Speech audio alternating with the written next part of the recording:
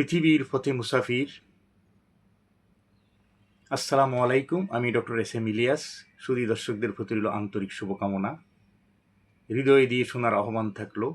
আশা করি মন গগনে সারা জাগবে।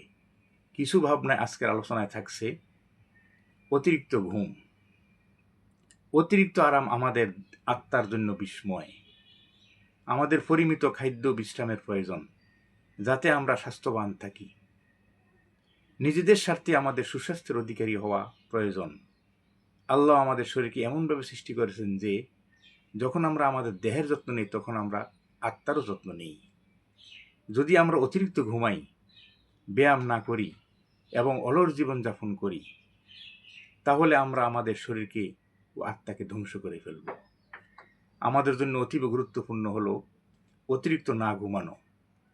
কখনো আমরা অনেক রাতে ঘুমাই। মধ্যরাতের পর যখন 2টা বা 3টা বাজে, তখন আমরা ঘুমের ঘোরে অচেতন হয়ে পড়ি। আসলে এই সময়টা হলো আল্লাহর ইবাদতের সময়, শ্রেষ্ঠ সময়। সবচেয়ে গুরুত্বপূর্ণ সময় হলো সূর্যোদয়ের পূর্বের। কেউ যদি কোনো কিছু অর্জন করে থাকেন এবং এ কারণেই যে তারা এ সময় ইবাদত করেছেন, এ সময়টাকে কাজে লাগিয়েছেন।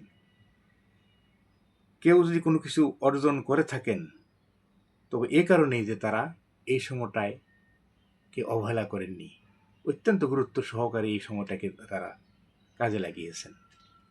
এ সময় সুফি সাধক অলি দরবেশগণ অত্যন্ত গুরুত্ব সহকারে অসীমের সান্নিধ্যে থাকেন।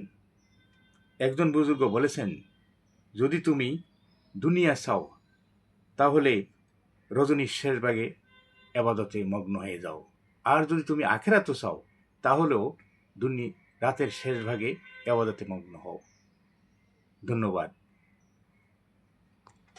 যদি আলোচনাটি ভালো লাগে, তাহলে লাইক, শেয়ার, কমেন্ট করুন এবং সাবস্ক্রাইব করে সাথে থাকুন।